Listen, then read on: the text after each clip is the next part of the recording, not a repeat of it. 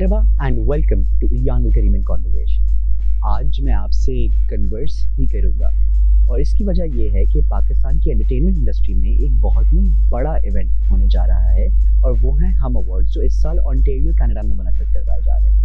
हमने social media पे देखा कि जो एक्टर्स और एक्ट्रेसेस हैं जो एंटरटेनमेंट इंडस्ट्री में काम करते हैं वो सब इस इवेंट के लिए बहुत एक्साइटेड हैं। उनकी वीडियोस वगैरह आ रही हैं कि वो तैयार हो रहे हैं इवेंट के लिए, वो प्रैक्टिसेस कर रहे हैं, रिहर्सल्स कर रहे हैं, इवेंट के लिए जा रहे हैं। और ऑफ कोर्स अंडरस्टैंडेबल सी बात है क्योंकि इस तरह के अवार्ड्स इन एंटरटेनमेंट इंडस्ट्री वालों के लिए एक बहुत बड़ी अचीवमेंट होती है। लेकिन हमने साथ में ये देखा कि पाकिस्तान की जो इस वक्त करंट सिचुएशन है, जो फ्लड विक्टिम्स की सिचुएशन है, उसके दिमाग में रखते हुए इन एक्टर्स और एक्ट्रेसेस की काफ़ी क्रिटिसिज्म हमने देखी है। आज मैं आपसे इस पर बात करूँगा। सबसे पहले तो ये कि जो फ्लडिंग पाकिस्तान में हुई है वो एक बहुत ही बड़ा इशू है, वो एक बहुत ही मैं कहूँगा सैडनिंग इशू है और पूरी दुनिया इस पर अफसरदा है। कुछ स्टैटिस्टिक्स अगर मैं आपको इसके बारे में बताऊं तो कुछ 20 लाख घर डैमेज हुए हैं, जिसमें से 8 लाख तो कम्प्लीटली डिस्ट्रॉय हो चुके हैं। 1500 से ज़्यादा लोग जाँ बहक हुए हैं, 33 लाख से ज़्यादा लोग डिस्प्लेस हुए हैं और कुछ 30 अरब डॉलर का नुकसान हुआ है। ये नुकसानात रिकवर करते करते हमारे सालों निकल जाएंगे और पूरी दुनिया इस पर हमारे साथ उदास है। मैं टर्की में रहता हूँ तो मैंने खुद यहाँ पे देखा कि कैंपेन्स चल रही हैं, ड्राइव्स चल रही हैं। इनफैक्ट टर्की की गवर्नमेंट ने एक लॉन्च की कैंपेन जिसमें आप एक नंबर पर पाकिस्तान लिखकर अगर टेक्स्ट करें तो आपके अकाउंट से 10 लीरा, जो कुछ 130 या 140 रुपये बनते हैं, वो डोनेट होंगे ऑटोमेटिकली पाकिस्तान की फ्लड विक्टिम्स के लिए। ये एक बहुत सक्सेसफुल कैंपेन रही और इनफैक्ट इसके अलावा भी पाकिस्तानी जो यहाँ पे रह रहे हैं, जो पाकिस्तानी कम्युनिटी है यहाँ की, उन्होंने भी बहुत काम किया डोनेशन वगैरह के लिए।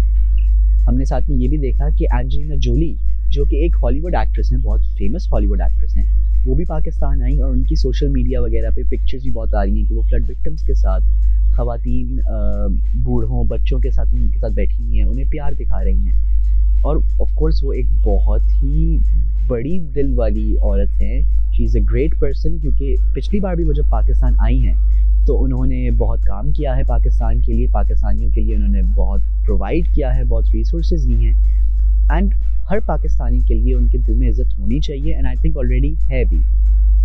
अब हुआ ये है कि जो पाकिस्तानी एक्टर्स और एक्ट्रेसेस इस इवेंट के लिए जा रहे हैं वो उन्हें एंजेलिना जोली के काम से कंपेयर करके क्रिटिसाइज़ किया जा रहा है और ऑफ कोर्स क्रिटिसिज्म उनको करना एक हद तक समझ में आता है बिकॉज वो पब्लिक इंडस्ट्री में है। तो उनके लिए एक पैकेज डील होती है बेसिकली कि जी लोग आपसे कनेक्टेड समझ के आपकी तारीफ भी करेंगे और आपको क्रिटिसाइज़ भी बहुत करेंगे। लेकिन मेरे ख्याल में ये क्रिटिसिज्म जो आ रहा है ये ठीक नहीं है और इसकी वजह मैं आपको ये बताऊं कि एंजेलिना जोली जबकि एक बहुत बड़ी एक्ट्रेस हैं, एक बहुत बड़ा मीडिया नाम है, एक बहुत बड़ी सेलिब्रिटी हैं, वो UN गुडविल एम्बेसडर भी हैं। उनका पाकिस्तान का ये जो विजिट है ये as a UN goodwill ambassador है। पहले भी वो पाकिस्तान आई थी, तब भी एज ए UN एम्बेसडर आई थी। तो उनकी जो ये मीडिया प्रेजेंस वगैरह है ये सब उनकी जॉब का पार्ट है।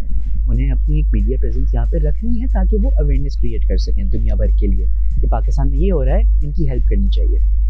एंजेलिना जोली ने पर्सनली भी बहुत कंट्रीब्यूट किया है, मगर उनकी पर्सनल कंट्रीब्यूशंस वो लाइमलाइट में नहीं लाई हैं और आई थिंक ये एक बहुत बड़ी बात है कि उन्होंने जो पर्सनली प्रोवाइड किया उन्होंने उसे पर्सनल हद तक ही रखा, उसकी मार्केटिंग नहीं की। इसी तरह से जो पाकिस्तानी एक्टर्स और एक्ट्रेसेस हैं उन्होंने भी बहुत प्रोवाइड किया है एक पर्सनल कैपेसिटी में। मैं जानता हूँ काफ़ी लोगों को, मेरे पेरेंट्स जानते हैं, मेरे दोस्त जानते हैं एक्टर्स एंड एक्ट्रेसेस को, फनकारों, अदाकारों को, जिन्होंने पर्सनली बहुत रिसोर्सेज कंट्रीब्यूट किए हैं डिफरेंट ऑर्गेनाइजेशंस के थ्रू, यहाँ इस हद तक के भी कि वो फ्लड विक्टिम्स के पास खुद गए हैं, उन अफेक्टेड एरियाज़ में खुद गए हैं ये देखने के लिए कि सिचुएशन क्या है, वो किस तरह से हेल्प कर सकते हैं। बस डिफरेंस ये है कि उसकी मार्केटिंग नहीं हुई, उसको सोशल मीडिया पे डाला नहीं गया। उन्होंने भी एंजेलिना जोली का जो पर्सनल काम है उसी तरह से इस पर्सनल कंट्रीब्यूशन को भी इंडिपेंडेंट रखा और अपने साथ रखा एंड आई थिंक ये एक बहुत रिस्पेक्टफुल चीज़ है और इसकी हमें इज्जत बहुत करनी चाहिए। और ऑफ कोर्स एक एक्टर या एक्ट्रेस को एक UN एम्बेसडर से कंपेयर करके क्रिटिसाइज करना ये कुछ हद तक ज़्यादती हो जाती है। ऑफ कोर्स हम ये जानते हैं कि इस तरह के जो इवेंट्स हैं, ये ऑर्गेनाइजर्स करवाते हैं। आप अगर इवेंट से कोई हेजिटेशन है, आपकी कोई इवेंट से क्रिटिसिज्म है, तो आप वो इवेंट ऑर्गेनाइजर्स के पास डायरेक्ट करें अपनी क्रिटिसिज्म को। जो एक्टर्स और एक्ट्रेसेस हैं, जो उस इवेंट के गेस्ट्स हैं, उन्हें नहीं। मैं आपको एक एग्जांपल देता हूँ। पूरी दुनिया इस सिचुएशन पर अफसरदा है फ्रेंड की। पाकिस्तानी तो ऑफ कोर्स हद से ज़्यादा अफसरदा हैं क्योंकि हमारा मुल्क है। लेकिन क्या आपने अपनी नौकरी जाना छोड़ा? क्या आपने अपनी पढ़ाई करना छोड़ी? नहीं। हमारे लिए एंटरटेनमेंट इंडस्ट्री जो है वो एंटरटेनमेंट है। हम मज़े के लिए जाते हैं वहाँ पे, हम मज़े के लिए मूवीज़ वगैरह देखते हैं। लेकिन जो एक्टर्स और एक्ट्रेसेस हैं जो उस एंटरटेनमेंट इंडस्ट्री में काम कर रहे हैं, उनके लिए ये उनकी नौकरी है, ये उनकी रोजी रोटी है, ये उनका रिस्क है, ये उनका प्रोफेशन है, ये उनकी जॉब है। तो जब हमने अपनी जॉब पे जाना नहीं छोड़ा, जब हमने अपना काम नहीं छोड़ा, हमारे दिल में दर्द था। इसी तरह से इन लोगों के भी दिलों में दर्द है। लेकिन नौकरी अपनी जगह, ये बात आप भी समझते हैं, ये बात हम सबको समझनी चाहिए। आप चलें ये बिल्कुल कह सकते हैं कि इवेंट नहीं करवाया जाए, वो फिर आपने ऑर्गेनाइजर्स की तरफ डालना है, एक्टर्स और एक्ट्रेसेस पे नहीं। एंड ऑफ कोर्स इवेंट ना होने की जो ये एक रीज़निंग है, इस पे मैं ना फॉर में हूँ ना अगेंस्ट हूँ, क्योंकि इसके बारे में मुझे इतना पता नहीं। एक ट्रेंड बन गया है आजकल क्रिटिसिज्म का कि आप अपने मुल्क को क्रिटिसाइज़ करेंगे, आप अपने लोगों को क्रिटिसाइज़ करेंगे, आप शहरों के बारे में क्रिटिसाइज़ करेंगे। जी कराची के लोग ऐसे, जी इस्लामाबाद के लोग ऐसे, जी फ्लडिंग हो गई, देखें हमारे पास जो है इंफ्रास्ट्रक्चर ही नहीं है कि हम इसके बारे में कुछ कर सकें। जी कराची के हालात देखें क्या हो गए हैं। आपको ये लोगों को ये समझने की ज़रूरत है कि इस तरह के जो एक्सट्रीम वेदर कंडीशंस होते हैं, इन्हें कोई भी मैनेज नहीं कर सकता। आप देखिए कि यूएस में जो वाइल्ड फायर्स हुए, कैलिफोर्निया में, जो ऑस्ट्रेलिया में वाइल्ड फायर्स हुए, वो एक्सट्रीम वेदर कंडीशंस के थे।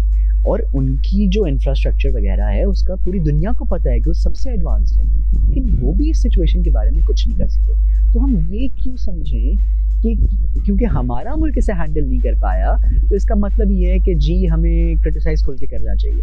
बिल्कुल, क्रिटिसाइज़ करने का हक हर बंदा रखता है, मगर ये जो तनकीद बराए तनकीद है, criticism for the sake of criticism, ये सही नहीं है। आप क्रिटिसिज्म करें, मगर आप करें बेटरमेंट के लिए, अच्छाई के लिए। आप प्रोडक्टिविटी के लिए क्रिटिसिज्म करें। आप क्रिटिसिज्म करें इसलिए कि एक पॉजिटिव सोल्यूशन निकले, सिर्फ इसलिए नहीं क्योंकि जी क्रिटिसिज्म करना चाहिए, जी हमारा मूड ख़राब है तो हम बहुत बोलेंगे इस बारे में। इसका कोई पॉजिटिव आउटकम नहीं है। अगर इसका कोई पॉजिटिव आउटकम नहीं है तो ये बात करके आपने क्या हासिल किया? तो आई होप ये बात सब समझ पाएंगे जो हमारे व्यूअर्स हैं। एंड मैं खुद गिल्टी हूँ इस बात का, मैं खुद इंसान हूँ, मुझसे भी हो जाता है ये, तो मैं भी इस बात का ख्याल रखने की कोशिश करता हूँ।